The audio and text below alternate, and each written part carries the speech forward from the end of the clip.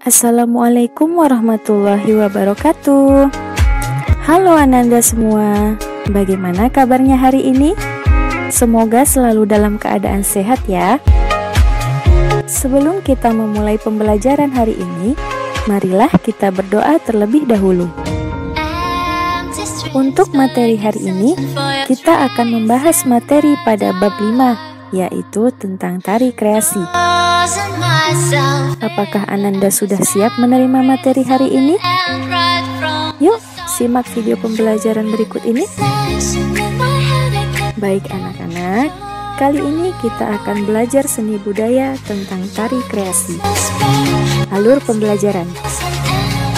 Dalam bab tari kreasi, kita akan belajar tentang pengertian tari kreasi, jenis tari kreasi, dan keunikan gerak tari kreasi. Materi tersebut diambil dari kompetensi dasar 3.1, yaitu memahami keunikan gerak tari kreasi berdasarkan unsur pendukung tari. Kemudian tujuan pembelajarannya adalah siswa dapat memahami pengertian tari kreasi, mengidentifikasi jenis tari kreasi, mengidentifikasi keunikan gerak tari kreasi berdasarkan unsur pendukung tari. Apa sih tari kreasi itu?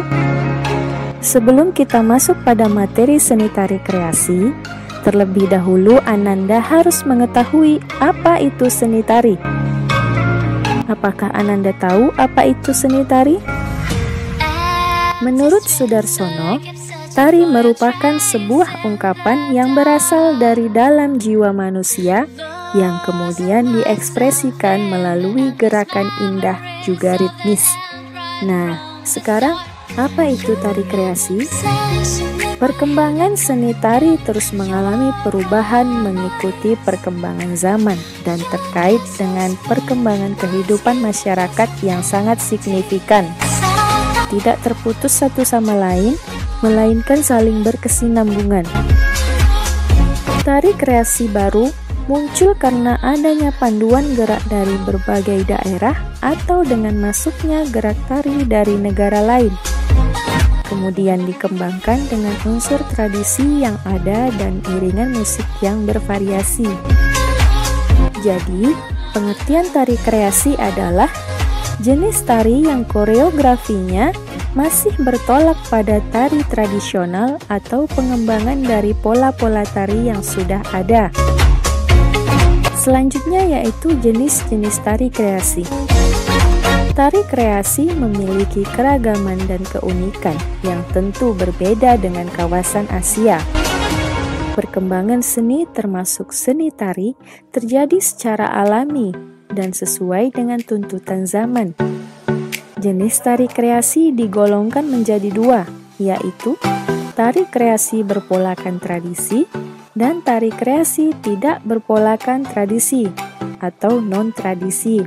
Tari kreasi berpolakan tradisi merupakan tari kreasi yang garapannya dilandasi oleh kaidah-kaidah tari tradisi baik dalam koreografi, musik atau karawitan, tata busana dan rias, tata teknik pentasnya tanpa menghilangkan esensi tradisi. Tari kreasi tidak berpolakan tradisi merupakan tari kreasi yang garapannya melepaskan diri dari pola-pola tradisi, baik dalam hal koreografi, musik, rias dan busana maupun tata teknik pentasnya. Tari ini juga disebut dengan tari modern atau tari kontemporer. Nah, perhatikan gambar berikut. Gambar yang di sebelah kiri ini adalah salah satu contoh tari kreasi baru berpolakan tradisi, yaitu tari Nanda Gojek dari Betawi. Dan gambar yang di sebelah kanan ini adalah salah satu contoh tari kontemporer, yaitu tari batik yang diciptakan oleh Ni Ketut Santi Sukma Melati. Berikutnya yaitu keunikan gerak tari kreasi. Tari kreasi mengalami perkembangan dari pola-pola tarian Nusantara yang telah ada. Susunan tari kreasi tidak terikat pada pola gerak dan aturan yang baku. Koreografi dan teknik gerak tari kreasi dapat menyesuaikan pada keadaan yang saat ini sedang tren. Contohnya yang pertama yaitu tari gegot. Tari gegot merupakan tari Betawi yang diciptakan oleh Entong Sukirman dan Kartini Kisam pada tahun 1976.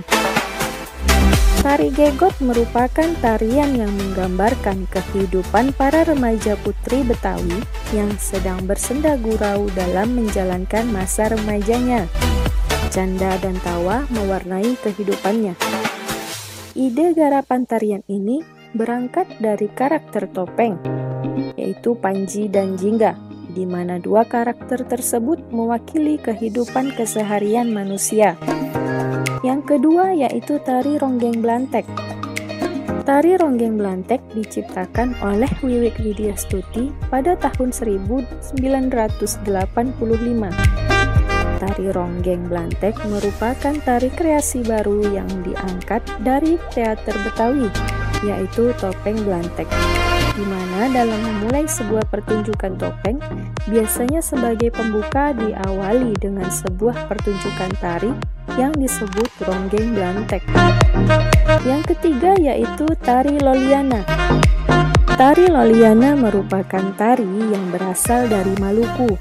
Tari ini berasal dari upacara panen lola, sehingga disebut tari panen lola. Tari Loliana berasal dari kata lola, yaitu pekerjaan mengumpulkan hasil laut. Proses panen lola diawali dengan pesta rakyat yang mengelilingi api unggun dari malam hingga subuh. Dilanjutkan dengan syukuran dan doa kepada Yang Maha Kuasa demi keberhasilan panen yang akan dilaksanakan. Yang keempat yaitu tari saman. Tari saman adalah sebuah tarian suku Gayo yang biasa ditampilkan untuk merayakan peristiwa-peristiwa penting dalam adatnya. Syair dalam tari saman menggunakan bahasa Gayo.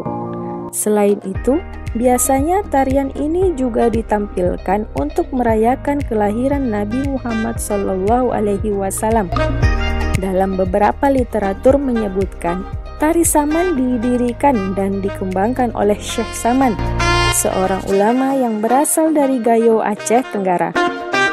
Tari saman ditetapkan UNESCO sebagai daftar representatif budaya warisan manusia dalam sidang ke-6 Komite Antar Pemerintah untuk Perlindungan Warisan Budaya UNESCO.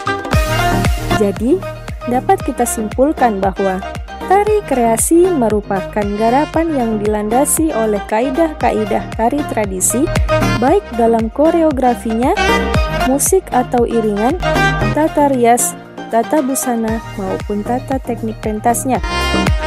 Walaupun ada pengembangan, tetap tidak menghilangkan esensi tradisinya dan tetap mempertimbangkan keindahan gerak tari tersebut.